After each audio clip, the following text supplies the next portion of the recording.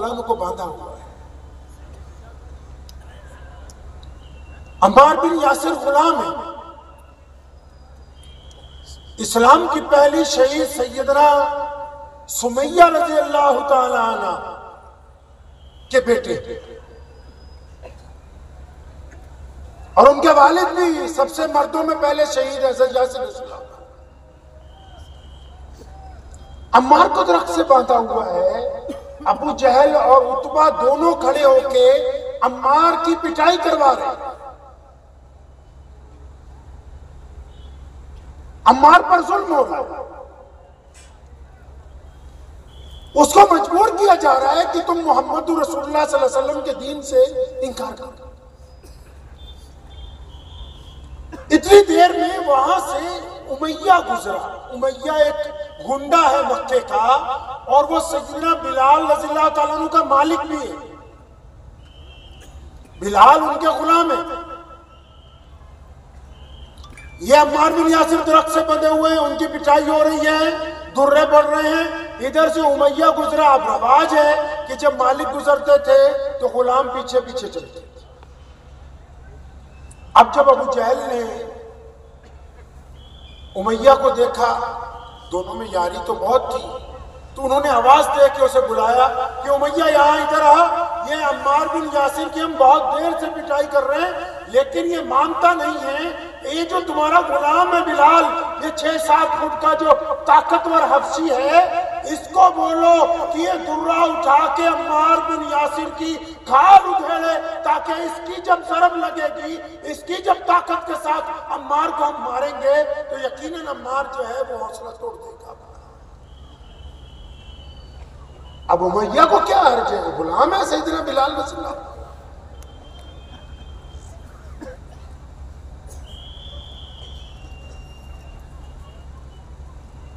تو سیدنا بلال رضی اللہ عنہ تو غلام ہے۔ اب امیہ نے ان کو کہہ دیا بلال یہ درہ اٹھاؤ، عمار بن یاسر کو مارو۔ اب عمار بن یاسر رضی اللہ عنہ فرماتے ہیں کہ جب میں نے بلال کو دیکھا امیہ کے ساتھ تو میں نے کہا یار، اپنے دل میں کہا، میں نے کہا بلال کم از کم مجھے مارے، کیونکہ حضرت یاسر کو پتا ہے کہ بلال مسلمان ہے، بلال کو بھی پتا ہے کہ میں مسلمان ہوں، لیکن ابو جہل کو، عتبہ کو، ولید کو، امیہ کو یہ نہیں پتا کہ بلال مسلمان ہو چکے ہیں۔ عمار جانتے ہیں جو درخت کے ساتھ بندھے ہوئے ہیں۔ اب وہ دل میں چاہتے ہیں کہ بلال کا راز فاش نہ ہو جائے۔ آپ لوگ باتیں کرنے سے ابھی ہٹے نہیں ہیں بہت سارے۔ آپ جتنی گفتگو لمبی کریں گے میں اتنی اپنی کم کر دوں گا۔ تو سیدنا عمار بن یاسر رضی اللہ تعالیٰ عنہ اپنے دل میں سوچتے ہیں کہ بلال مجھے مارے نہیں، مجھے مارے تاکہ ان کا راز نہ کھل جائے۔ اب جب بلال رضی اللہ عنہ آگے بڑھے، امیہ نے کہا مارو ان کو، تو بلال آگے بڑھے چند قدم، وہ درہ زمین پہ گرا ہوا تھا۔ جب درہ اٹھانے کے لیے جھکے تو عمار بن یاسر نے سرگوشی میں آہستہ سے کہا کہ یار خدا کے لیے 2-4 درے مار دینا، کوئی بات نہیں، میں برداشت کر لوں گا۔ ہیں دونوں محمد رسول اللہ کے صحابی نا، ایک دوسرے کی عادتوں کو جانتے ہیں۔ جو یار ہوتے ہیں وہ ایک دوسرے کی عادتوں کو جانتے ہیں۔ اب یہ کیونکہ عمار بن یاسر سیدنا بلال کے دوست ہیں، ایمان والے بھائی ہیں، وہ بلال کی عادتوں کو جانتے ہیں، تو اس لیے خود ہی انہوں نے فرمائش کر دی سرگوشی کے ساتھ کہ بلال یار چند درے مار دے، کوئی بات نہیں، تیری جان بچی رہے گی۔ تو بلال رضی اللہ عنہ نے ان کی بات نہیں سنی، درہ اٹھایا اور تیز تیز گھمانے لگے۔ ایک دفعہ عمار بن یاسر کو دیکھا جو درخت سے بندھے ہوئے ہیں، پھر پلٹے پیچھے کی طرف اور وہ درہ پوری طاقت کے ساتھ ابو جہل کے منہ پر پھینک کے مارا اور فرمایا تو کیا سمجھتا ہے کہ عمار اکیلا، میں بلال بھی محمد رسول اللہ کا غلام ہوں۔ یہ رسول اللہ صلی اللہ علیہ وسلم کے دور کا وہ واقعہ ہے کہ جہاں سیدنا بلال رضی اللہ تعالیٰ عنہ نے یہ بات طے کی کہ جو ایمان قبول کر لیں گے وہ دوگلے نہیں ہوں گے۔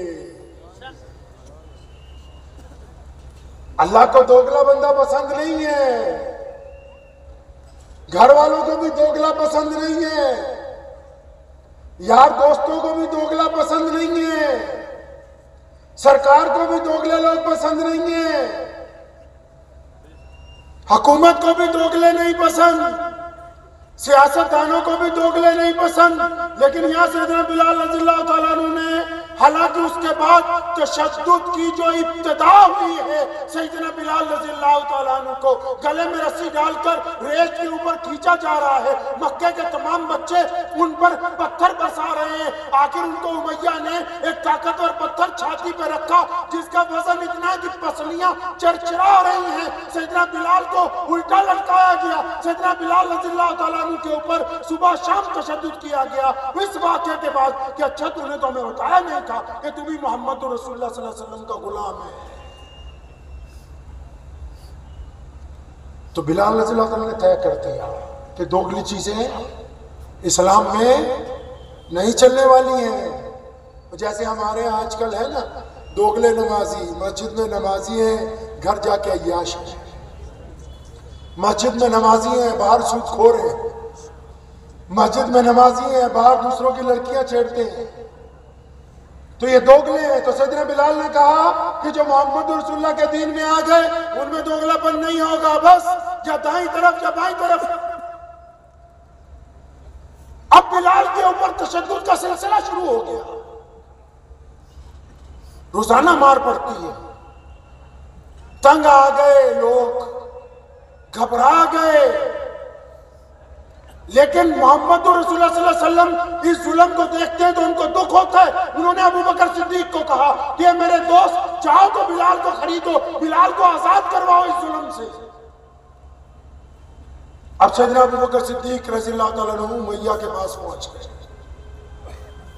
بلال کی قیمت لگائی جا رہی ہے، نیت کر کے چلے گھر سے کہ اگر کروڑوں میں بھی سودا ہوگا تو کرنا ہے، کیونکہ محمد رسول اللہ صلی اللہ علیہ وسلم نے حکم کر دیا۔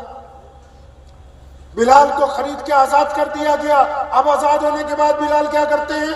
اب بلال اس گلی سے جب نکلتے ہیں چلتے چلتے زور سے کیا آوازیں مارتے ہیں؟ اللہ احد، اللہ احد، اللہ احد۔ اگر کوئی پوچھتا کیا بات ہے بلال، دور سے فرماتے ہیں لبیک یا رسول اللہ صلی اللہ علیہ وسلم، ارے میں گواہی دے رہا ہوں بار بار کہ رب کریم کے علاوہ عبادت والا کوئی نہیں ہے، جس کی عبادت کرے میں گواہی دیتا ہوں کہ محمد رسول اللہ اللہ کے رسول ہے۔ آزاد تو ہو گئے، لیکن جب اعلان توحید کرتے پھر پٹائی ہوتی۔ ابو بکر پھر پہنچے بلال کے پاس کہ یار تو روزانہ بازار سے گزرتا ہوا زور زور سے کہتا اللہ الصمد اللہ الصمد، آہستہ نہیں کہہ سکتا؟ اپنے دل میں کہہ لے۔